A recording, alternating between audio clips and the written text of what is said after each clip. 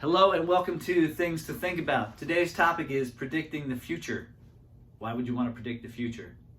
For me, I would probably make better decisions if I knew what was coming.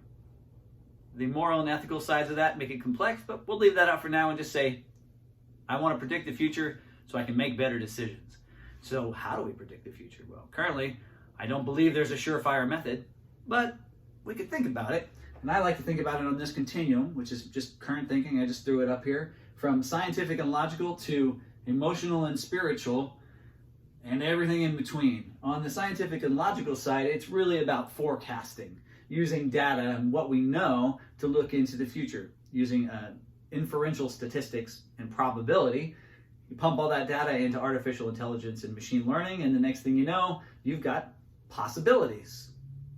All that, though, is based on what we already know, where we've already been. So when you're talking about something that's totally new or unexpected, that's where you meet in the middle with some creativity and innovation, which is a blend of this side and that side, the emotional and spiritual side of things. If you have a better title for that or other thoughts, I'd love to hear that.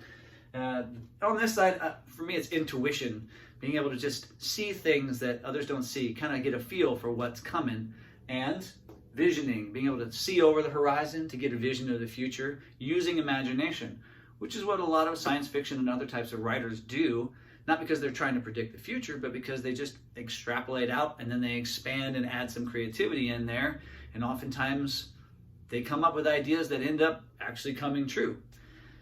So with that in mind, the last one is horoscopes and astrology. Whether you believe in it or not, it's an attempt at minimum to understand what's coming and to perhaps get some comfort in the knowing.